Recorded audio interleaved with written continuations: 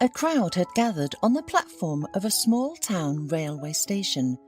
Passengers with suitcases looked on as a group made noise nearby, seeing someone off to the army. A man with a guitar played lively music. Someone sang along and danced while others cried. The main character was a young man, a tall and strong guy with a big backpack on his back. He constantly responded to someone, nodding in agreement, promising something, and holding a fragile girl close to him, who was quietly crying while burying her face in his chest.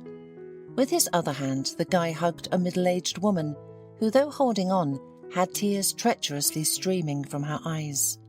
A grey-haired man stood nearby, occasionally patting the guy on the shoulder and sighing heavily, looking away. The soldier's mother, father and girlfriend wanted time to stop right then. But then they heard the electric train whistle and the group froze. The guitar fell silent. Everyone focused on seeking the right train carriage. "Here it is," one of the guys in the group shouted. "Jeremy, just as we ordered." The right carriage really stopped near the noisy group. Everyone rushed to hug and kiss the guy. "Serve honestly, son," said the father. The mother cried, hugging her son tightly, and the girlfriend hung on the guy from the other side. "Okay, enough, my dears," the guy said in a trembling voice. "Mum, Beth, everything will be all right. I'm off, but I'll return soon." After kissing his mother and girlfriend, he waved goodbye to everyone and got on the train. The whole group waved their hands in unison as the train slowly moved on. The guy looked out the window and waved back. Soon the train picked up speed and, humming triumphantly, set off into the distant lands. Beth, Jeremy's girlfriend, stood and watched it go away, and the mature woman who had cried on the guy's chest was doing the same. Suddenly they met eyes. "What are you waiting for?" whispered the elder woman. "Go already. But don't think that Jeremy will come back to you." "What are you saying, Mrs. Powell?" replied the girl just as quietly. "I love your son, and I will definitely wait for him." "Don't make me laugh," the mother answered angrily. "You're just like your mother. Go, wave your tail in front of other men, and forget about my Jeremy." She wanted to say something else, something hurtful and painful for the girl, but her husband tugged her by the shoulders and led her away from the platform. Mrs. Powell obediently went, shedding tears again. "Ben," her mournful voice was heard, "I can see what she's like. She's not a match for Jeremy. What a shameless person she is for coming here on such a day." "Well, what can we do if our son chooses her?" Mr. Powell responded somewhat guiltily. "All you men are the same," the woman continued. "You don't think with your brains, but with another part of your body." Beth heard their conversation, and it hurt her so much. Why didn't Jeremy's parents like her? She had never given them any reason to speak ill of her. Beth and Jeremy were classmates. In the last grade, they developed their first pure and naive feelings for each other. Jeremy would walk Beth home from school, and they would take evening walks around their hometown. They were so happy together. They never even thought about adult relationships. They only had their first kiss 2 months after they started dating. Jeremy would often lift his petite girlfriend up and spin her around, and Beth would laugh. She laughed with happiness. Yes, they were happy together. On their graduation day, they ran away from everyone and sat by the river until morning. They talked, hugged, and made plans for the future. That's how they met their first adult dawn in life.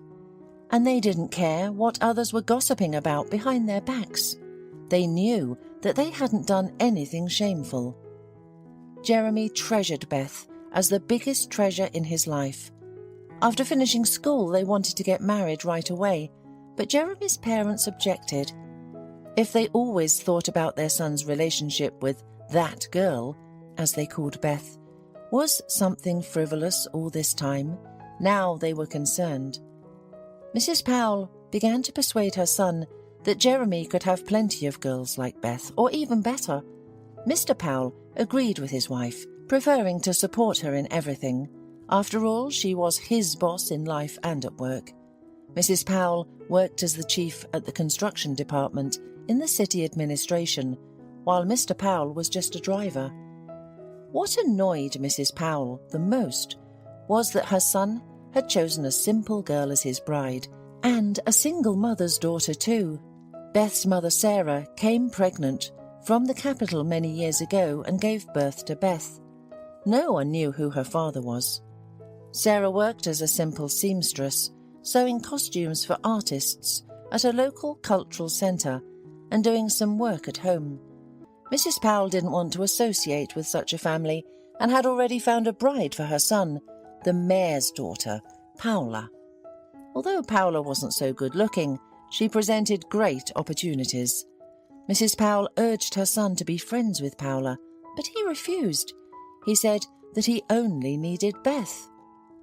After finishing school, Jeremy became uncontrollable for his parents. Mrs. Powell was going to send him to study at a prestigious college, but he suddenly decided to join the army. He said that a real man must serve his time and then get a profession.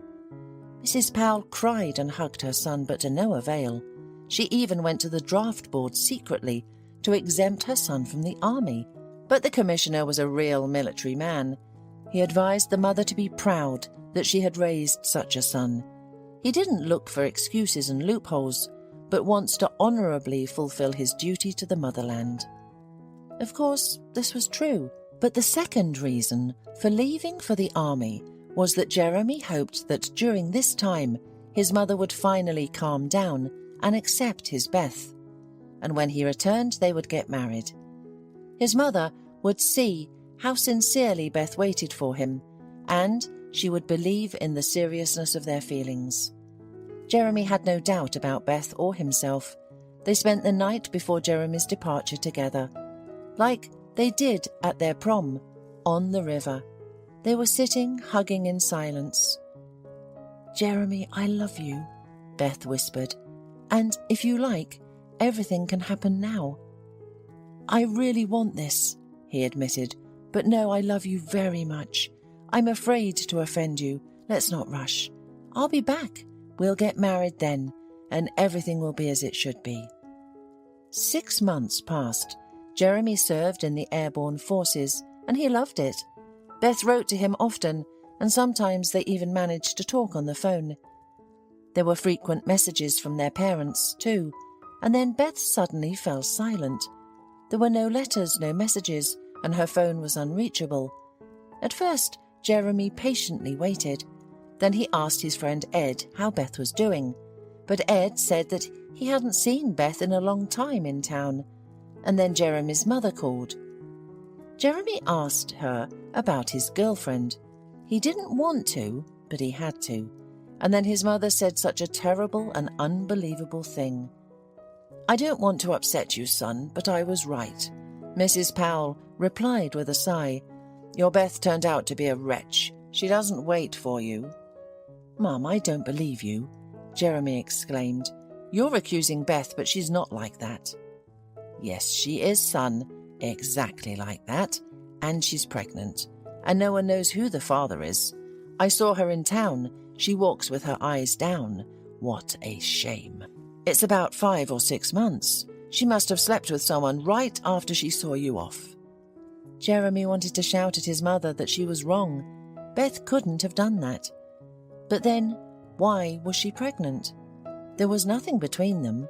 Jeremy had protected Beth until the wedding.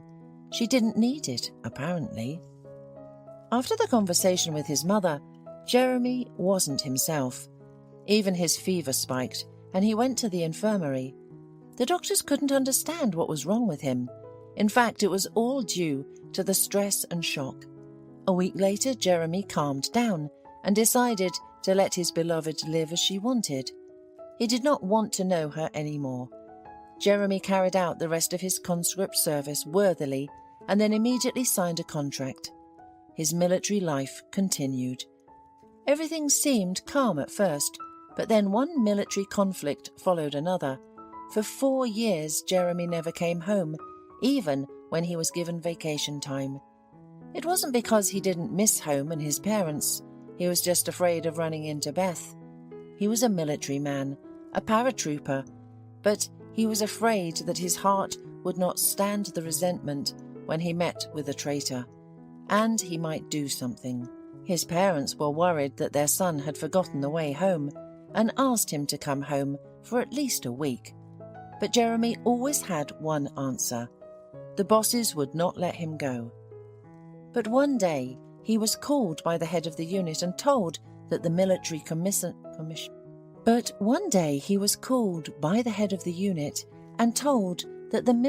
commissariat of Jeremy's hometown had called him and said that his mother was complaining that her son had not been given a vacation for so many years.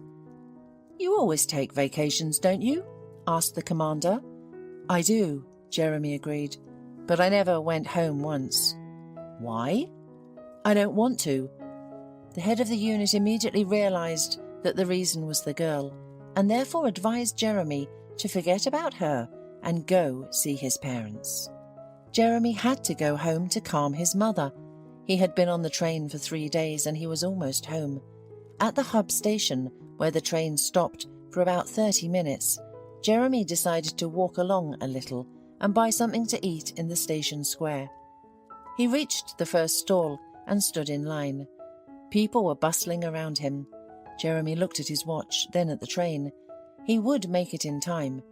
And then he saw a young woman with a child from afar who looked different from the other people. The woman was wearing old but clean clothes and stomping shoes. The boy, about 3 years old, was also neatly dressed but poorly. She held his hand tightly. Occasionally, the woman would ask the hurrying passengers for alms. Jeremy couldn't hear the words, but he realized that she was asking for money. He always shuddered at the sight of beggars. What prevents her from going to work? The woman came closer, and Jeremy froze in amazement. He recognized her. It was Beth. Their eyes met. Beth also recognized him, shuddered, and then turned and ran in the other direction, grabbing the boy in her arms. Jeremy rushed after her. He didn't understand it himself, but he had to talk to her. Yes, he was very offended by Beth, but he certainly did not wish such a fate for her. He grabbed her by the shoulders when they were near his carriage. "Beth, stop!" he shouted. "Stop, I say!" The woman turned to him. Her face reflected pain and despair. She clutched the child tighter to her, tears running down her face. Seeing that the mother was crying, the boy began to cry too. "Hush, hush," Jeremy repeated in confusion, not knowing where to start the conversation, but he still held Beth's hand tightly so that she wouldn't run away. "I'm hurt." He suddenly heard her voice. "I'm sorry." Jeremy came to his senses and let go of her hand. "You just don't run away. Let's talk, Beth. I know that you didn't wait for me. I was furious with you and I didn't want to see you. But now that we've met, let's talk. What happened to you? Why are you like this? What are you doing here?" Beth only kept silent and shook her head in response. "I'm sorry for interrupting, but we're leaving," a young conductor shouted to Jeremy. "Get into the train." Jeremy looked at Beth and the child. No, he could not leave them now, even though Beth had betrayed him. He just had to help her. "I'm not going," he shouted to the conductor. "Please, can you throw my bags out of the carriage?" The conductor widened her eyes, wanting to say something, but then waved her hand and ran to Jeremy's place. On the departing train, the man caught the suitcase and bag in midair. Jeremy turned around in alarm, but everything was fine. Beth stayed nearby and wasn't crying anymore. The little boy nestled against her chest had fallen asleep. They sat on a bench in the station square, both silent and unsure how to start the conversation. Finally, Jeremy spoke up. "My mum told me about your pregnancy," he said. "Why didn't you explain anything to me yourself? What happened to you?" "Your mum told you," Beth bitterly smiled. "And you believed her, right?" "How could I not?" You stopped talking, stopped communicating. Besides, I can see that there really is a child." Jeremy nodded at the boy, who was already sleeping peacefully in his mother's arms. "A child," Beth whispered, "but you don't know anything. I'll tell you, and you decide for yourself whether to believe me or not." 4 years ago, Beth's life was shattered. A week after seeing Jeremy off, she went to a medical college to submit her documents. Her documents were accepted, and Beth had a high chance of becoming a student at that college in the fall. The girl was in a good mood when she left the building. There, she met Ed, Jeremy's former friend. At the time, she thought he was there by chance, but that wasn't the case. Ed offered to drive her in his father's car, and Beth agreed. On the way, the classmate offered her a coffee, which he had supposedly just bought from a vending machine. The girl unsuspectingly drank it, and she only woke up late in the evening, in bed with Ed. Beth didn't remember anything, but she felt that the scoundrel had taken advantage of her, and he didn't hide it. "You're not so bad," Ed said it with a cheeky smile. "I liked it. I think Jeremy will like it too when he sees the video." "What video?" Beth whispered in horror, covering herself with a blanket. "Here it is." Ed showed her the video. Beth watched, and tears streamed down her cheeks. She was ashamed, hurt and disgusted. "You put something in my coffee," she guessed. "I'll go to the police." "Go ahead," Ed shrugged, "but probably you forget that my uncle is the police chief." "I don't understand why you did this. Jeremy is your friend. We were getting along fine. I didn't expect you to be like this." "Don't make a monster out of me. Relax, baby, and live on, and I'll keep the video." That evening she ran out of Ed's apartment and cried all night at home. The only person she could explain everything to was her mother. They cried all night, and Sarah urged her daughter to go to the police, but Beth firmly decided that she didn't want publicity. She wanted to forget the whole story. She'd wait for Jeremy to come back and then tell him everything. At first, Beth continued to communicate with Jeremy, but Mrs. Powell found out about it and one day met the girl on the street, demanding that she stop interfering in her son's life. "Otherwise, I'll send him that very video." Mrs. Powell said it with an ugly smile. Beth recoiled from her in horror. She only now realized who was the organizer of the whole disgusting story. And then Beth realized that she was pregnant. Her first impulse was to get rid of it, but a doctor at the clinic warned her that this procedure would have serious consequences. She had a negative rhesus. In the future, she would not be able to give birth. Many tears were shed, but Sarah convinced her daughter to keep the child, and if Jeremy loved her, he'd figure everything out when he came back. But she couldn't bring herself to tell him about the pregnancy or the whole situation. How would he react? Beth decided to keep silent before his arrival. Her mother was right, he'll come back and everything will be fine. When Beth was 7 months pregnant, there was a short circuit in their private house's wiring. His mother would never let them live together, and it was disgusting to remember Tommy's biological father. Tommy was hers alone. But Mrs. Powell intervened, and, in a word, there was a real prospect of living on the street. Sarah and her pregnant daughter settled in an old house not far from the station, with an elderly aunt in a neighbouring district. Soon Beth gave birth to a son and named him Tommy. She tried not to think about Jeremy, realizing that their paths had definitely diverged. But more troubles came her way. The old aunt died, and Beth's mother, who worked days and nights on a sewing machine to earn more, suffered a stroke. For 1.5 years, Beth nursed her mother, who could barely walk, and raised the baby. Money was catastrophically lacking, and Beth realized that she would have nothing to cook dinner with that evening. She felt ashamed to the point of tears but she saw no other way out than to go to the train station to beg for alms. And who knew that this was how she would meet Jeremy? Jeremy listened to Beth, and despite his mother's lies, he believed her. She was still the same pure, bright and sincere person, only wilted like a flower, which was not mercy by the cruel wind. But everything can be mended. Jeremy was ashamed that for all this time he had never doubted his mother's words. It hadn't even occurred to him that Beth could have been abused. And by whom? His friend. And his mother was the one who started it all. "Beth, my girl," Jeremy said in a broken voice, "I will not leave you now." She looked at him with eyes full of tears and remained silent, then looked at her son. Jeremy understood everything and gently stroked the sleeping child's head. "I won't leave both of you," he whispered, and Beth leaned against his shoulder, tears flowing.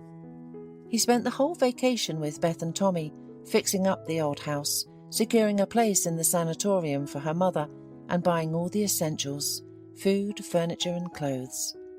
A week before their departure, they got married, without a wedding feast or beautiful outfits. Jeremy promised that they would still have a wedding, just a little later. He also adopted Tommy. He went back to his hometown to tell his parents what he thought of them. His mother sobbed and shouted that she had done everything for his happiness, while his father as always gave in. Jeremy only waved his hand. "Mother, you're a criminal. Do you realize that?" He said goodbye. "Beth and I are family and will be forever. And now you can do nothing."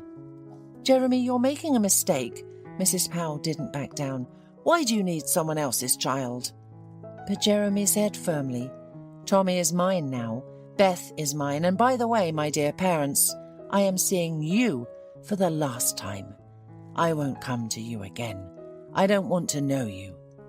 Jeremy left, slamming the door. Of course, he realized that he had said it quickly.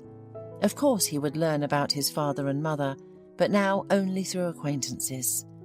Such betrayal, even from those closest to him, is not forgivable. But maybe it could be forgiven. Maybe it just needs time to pass. Then he found his former friend, Ed. When Ed realized that Jeremy knew everything, he turned white, blushed, fell to his knees, and begged for forgiveness. "I wanted to punch you in the face," Jeremy told him, "but I don't want to get dirty. You'll get what's coming to you anyway." And he left. A year later, when Sarah got better, Beth and Tommy moved to the military town where Jeremy was stationed. In a small chapel, the lovers were married. Now no one can take away their love because they are under protection.